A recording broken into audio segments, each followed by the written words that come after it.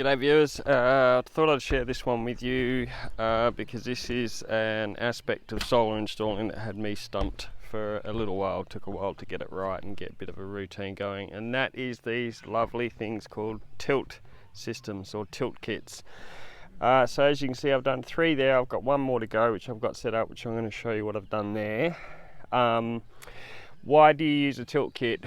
Well, in this instance we've got relatively limited roof space, and this is a full hybrid system using Selectronics. So we're using the grid as our backup generator as such, quote unquote, but we are enabling us to have as much solar and battery as we want under the Western Power Network in Western Australia, without them telling us what we can have, and that is due to using the Selectronic inverter, and that is connected to the grid in series instead of parallel. It's not relying on the grid to copy its sine wave, and it's not a grid connect system. I'm dribbling. Okay, so yeah, we're using a tilt kit because if I put the panels flat on this roof here like them, they're just sitting there at the moment, that is actually facing southeast, and for where I'm located that is not ideal. I want them either facing east, north or west, and due to being a hybrid system, I want to maximize my solar production, and I want good production in the morning and in the afternoon. Now if you're doing off-grid, it's typically for us in Perth, a lot of people think you face all your panels due north. Yes, if you have an individual solar panel, you are going to get more production having it facing due north, but ideally you want to be producing good strong power in the morning and good strong power in the afternoon when you're using most of your power. So I typically try and go east and west. I'm tilting them here because I don't want to put them southeast, because I'm not going to get enough solar production. I want good strong production in the morning facing northeast, and we've got some more solar panels on the back here which we're reusing. They're Jinkos. They were on an existing system which was a grid connected system, regular grid connect system, but I'll be reusing them because there's nothing wrong with them, they're still serviceable. Anyway, on to the tilt kit. Now the most important thing with the tilt kit is this gap here. It's important that you get that gap, because you see that shadow. If that shadow is encroaching on that row of panels, we've pretty much cancelled the production of those panels out. Now how I obtain what gap I need is I measure this distance from here to the roof surface and times it by 1.6. Now that will be different depending on what region you're in and where you are. So I'm not telling you how to do it, I'm just telling you what you need to be aware of. And if you consult your tilt kit manufacturer manual, it should give you the information in there on what spacing you should have for your region. If you can't find it, I'm sure it's on the internet.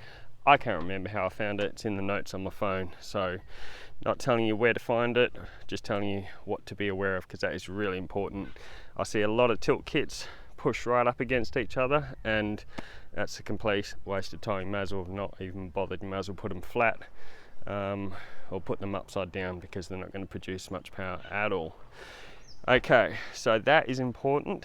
Now when building the tilt kit, the best method I found is to assemble everything. Do your tilt legs, assemble them.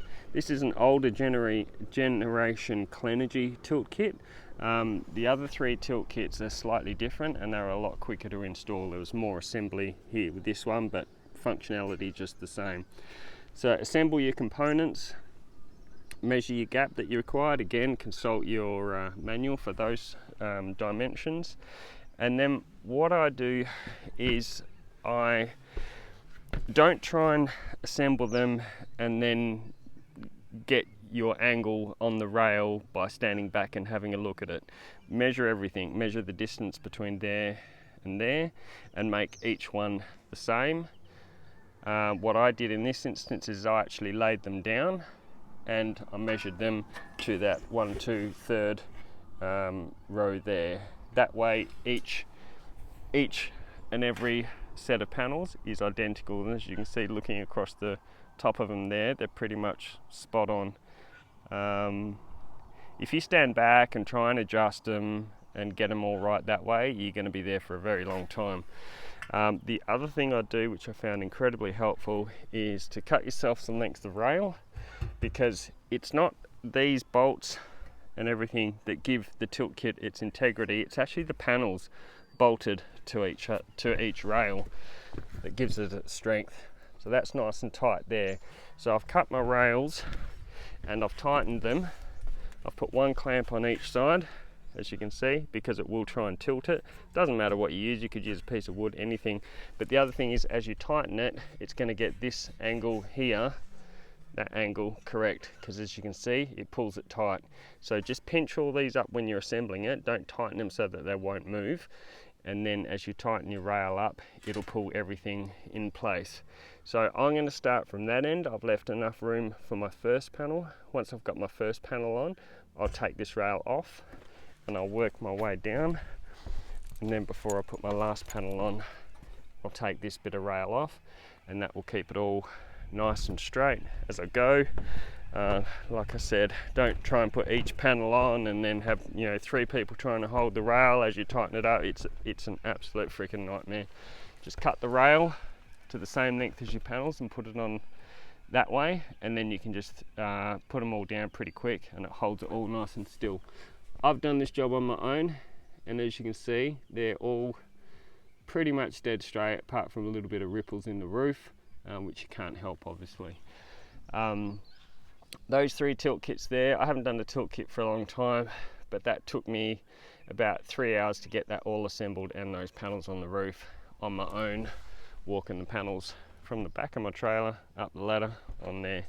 So the 5 P's, what is it? Prior planning prevents poor performance. Is that 5 P's? 6 P's? Don't know.